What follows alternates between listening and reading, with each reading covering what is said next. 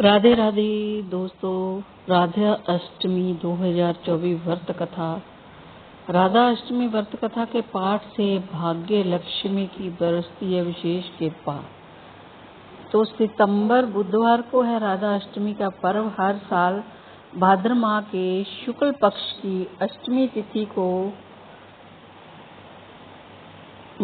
मनाया जाता है। राधा अष्टमी की पर श्री राधा और कृष्ण की विधि विधान के साथ पूजा करके राधा अष्टमी व्रत कथा का पाठ करना जरूरी करना चाहिए। ब्रह्म मुहूर्त में पुराण के अनुसार राधा अष्टमी का पाठ करने से भाग्य लक्ष्मी की कृपा बरसती है और व्रती मनुष्य के जीवन में धन धान्य और समृद्धि की कोई भी कमी नहीं होती। आइए विस्तार से जानते हैं कि ब्रह्म वर्त पुराण में लिखी राधा अष्टमी व्रत कथा।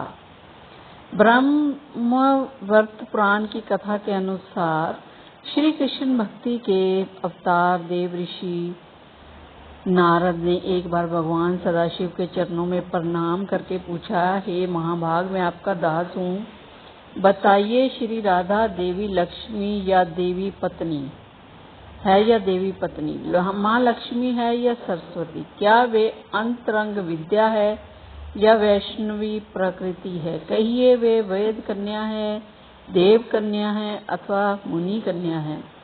नारद जी की बात सुनकर सदाशिव बोले, हे मुनिवर, एक मुंह में अधिक क्या कहूँ। मैं तो श्री राधा के रूप, लावण्य, गुण आदि का वर्णन करने में अपने आप को असमर्थ पाता हूँ।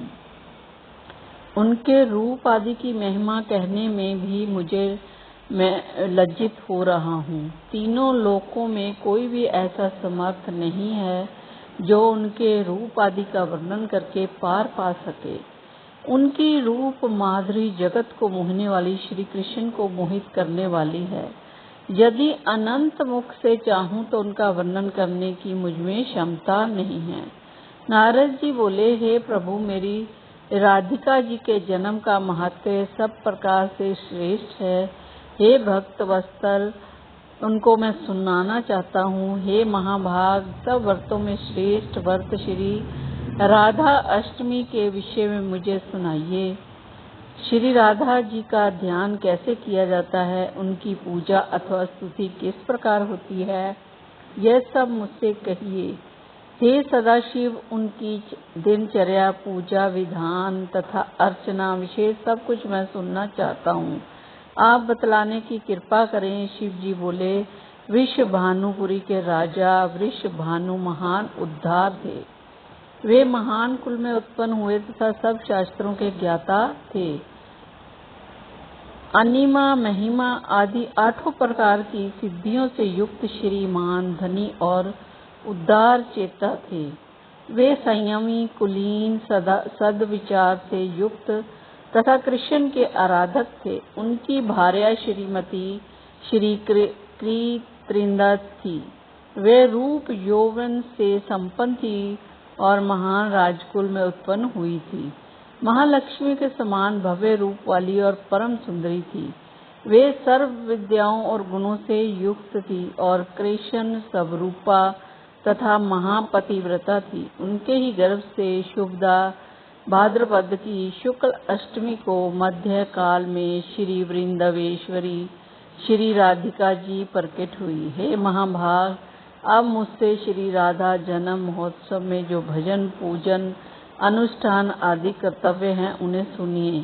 सदा श्री राधा अष्टमी जी के दिन व्रत रखकर उनकी पूजा करनी चाहिए। श्री राधा जी के कृष्ण के मंदिर में ध्वजा, पुष्प, माल्य, वस्त्र, पताका, तोरण आदि नाना प्रकार के मंगल द्रव्यों से यथा विधि पूजा करनी चाहिए। स्तुति पूर्वक सुवासित गंध, पुष्प, धूप आदि से सुगंधित करके उसे मंदिर के बीच में 5 रंग के चूर्ण से मंडप बनाकर उनके भीतर षोडश दल के आकार का कमल यंत्र बनाएं। उस कमल यंत्र के मध्य में दिव्यासन पर श्री कृष्ण राधा की युगल मूर्ति पश्चिम मुखी स्थापित करें। करके ध्यान पाद इत्यादि से कर्म पूर्वक भली भांति उपासना करके भक्तों के साथ अपनी शक्ति के अनुसार पूजा की सामग्री लेकर भक्ति पूर्वक सदा संयत होकर उनकी पूजा करें। तो ये थी महापुराणों के अनुसार श्री राधा जी की कहानी। तो आज राधा अष्टमी के दिन जरूर करें उनकी पूजा अर्चना। जय श्री राधा।